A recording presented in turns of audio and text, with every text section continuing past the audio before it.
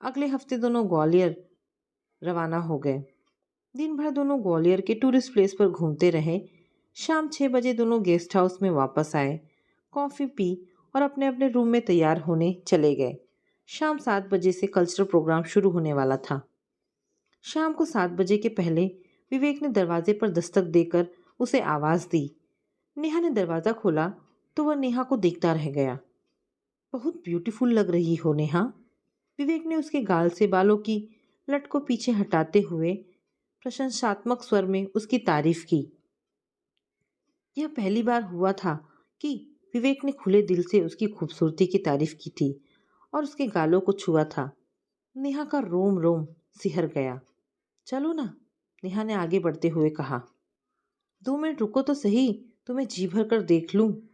विवेक ने बाह पकड़कर नेहा को अपने सामने खड़ा कर दिया।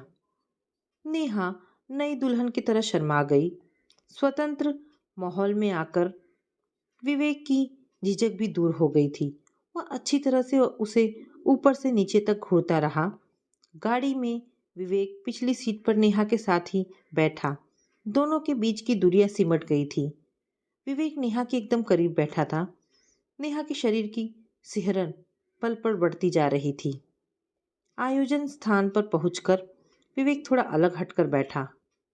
वहां दूसरे पहचान वालों के साथ विवेक ने नेहा की मुलाकात अपने फ्रेंड की वाइफ के रूप में करवाई। छत्तीसगढ़ से हाल ही में इंदौर ट्रांसफर होकर आए मेहता जी से विवेक को मिलवाया। इन्हें तो तुम जानते ही होगे, मेहता जी और उनकी पत्नी अंकिता जी। 7 दिन ही हुए हैं इन्हें इंदौर आए हुए, परसों ही ज्वाइन किया है।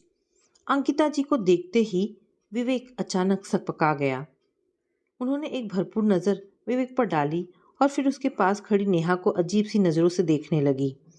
नेहा को उनका देखने का अंदाज अच्छा नहीं लग रहा था।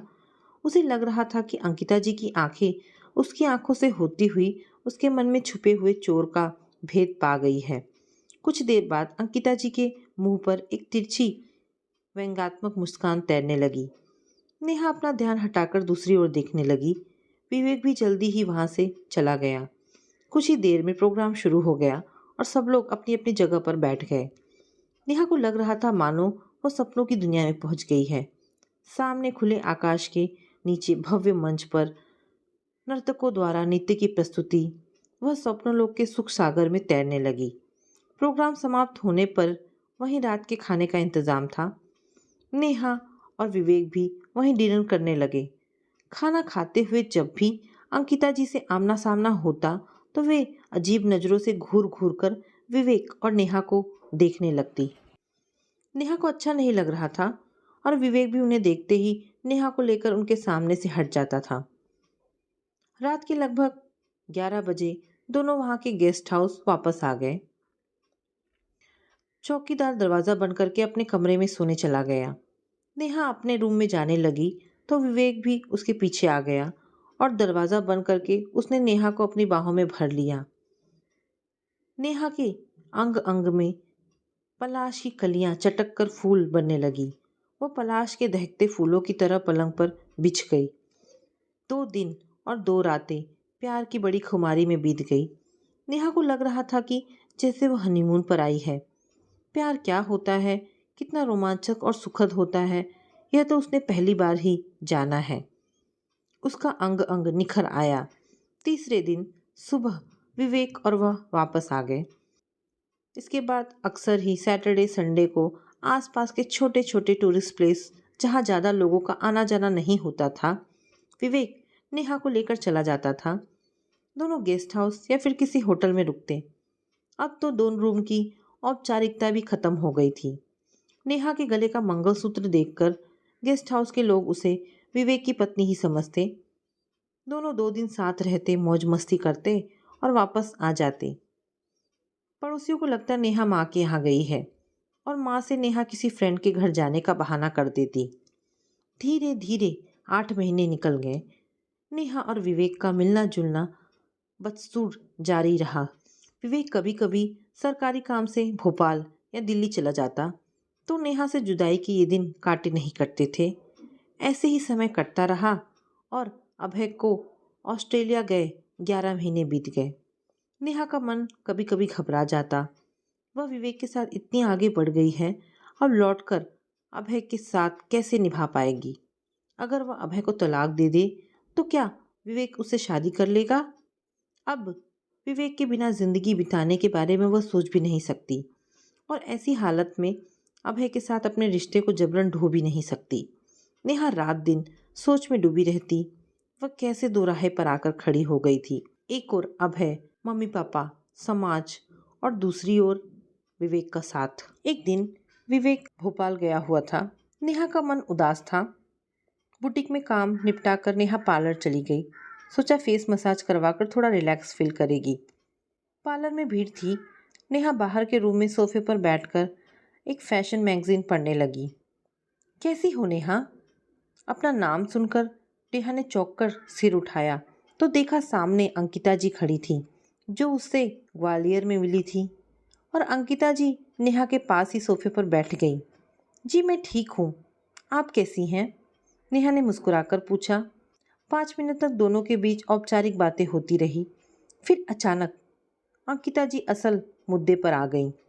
विवेक को कब से जानती हो? उन्होंने पूछा। जी वह मेरा कॉलेज के समय का फ्रेंड है। नेहा को उनके हाव भाव देखकर आशंका हो रही थी कि वे उसके बारे में ही बात करना चाह रही हैं। मैं इधर उधर की बात न करके सीधी बात पर आती हूँ। नेहा, विवेक ठीक आदमी नहीं है। उसका चरित्र अच्छा नहीं है। तुम उससे दूर ही रहो तो ठीक होगा। तुम्हारा उसके साथ अकेले ग्वालियर जाना और वहाँ तुम दोनों के एक दूसरे के प्रति जो एक्सप्रेशन थे, उसे मैं समझ गई थी कि तुम उसकी दोस्त से आगे बढ़कर कुछ और भी हो। अंकिता जी की गहरी आंखें नेहा के मन में छिपे चोर को साफ देख रही थी। नेहा अपनी चोरी पकड़े जाने से हड़बड़ा गई। अंकिता जी ने इतने दृढ़ और विश्वास भरे स्वर में यह बात कही थी कि पल भर को नेहा को समझ ही नहीं आया कि उनकी बात को कैसे जुठलाए। क्षण भर बाद खुद को संयत करके उसने कमजोर स्वर में प्रतिवाद किया। मैं उसे सालों से जानती हूँ। वह तो किसी लड़की की ओर आंख उठाकर भी नहीं देखता था। तब की बात मैं नहीं जानती। मैं तो आज के विवेक को जानती हूँ। विवेक की कई शादीशुदा औरतों से संबंध है। जब वह छत्तीसगढ़ में 6 महीने की ट्रेनिंग पर आया था तो वहाँ के एक अधिकारी की खूबसूरत बीवी को अपने जाल में फंसा लिया था। वह अब भी वहाँ जाकर उससे मिलता है। अंकिता जी ने बताया तो नेहा को लगा जैसे उसके चारों ओर एक साथ सैकड़ों धमाके हो गए। वह सन्न सी बैठी रह गई। लेकिन अगर ऐसा ही है तो उसे कुंवारी लड़कियों की क्या कमी? वह शादीशुदा औरतों के पीछे क्यों पड़ेगा भला? नेहा ने अंकिता जी को गलत साबित करना चाहा। विवेक बहुत शातिर है। कुंवारी लड़की शादी के सपने देखने लगती है और फिर छोड़े जाने पर व्यर्थ के बवाल खड़ा करती है, जो उसकी इमेज को खराब करेगा। शादीशुदा औरतों को अगर वह छोड़ भी देता है तो वे आंसू बहाकर चुप रह जाती हैं। अपनी और अपने घर की इज्जत की खातिर वे तमाशा खड़ा नहीं करती। बस विवेक का काम बन जाता है, जैसा कि उसने भोपाल के एक बिजनेसमैन की पत्नी के साथ किया। पति की अनुपस्थिति में उसके साथ खूब घुमा फिरा, मौज मस्ती की और फिर इंदौर आ गया। वह बेचारी आज भी उसकी याद में रो रही है। जहाँ तक शादी का सवाल है, उसके सपने बहुत ऊंचे हैं। उसकी इच्छा किसी बहुत बड़े अधिकारी की आईएएस बेटी से ही शादी करने की रही है। इसीलिए 2 महीने पहले उसने भोपाल के एक उच्च अधिकारी की आईएएस बेटी माया से एंगेजमेंट कर ली है। अंकिता जी ने संक्षेप में बताया। क्या विवेक की एंगेजमेंट हो गई? नेहा बुरी तरह चौंक कर बोली। उसे लगा जैसे उसके ऊपर बिजली गिर गई है। अंकिता जी बोली, तुम तो उसे दोस्ती का दम भरती हो।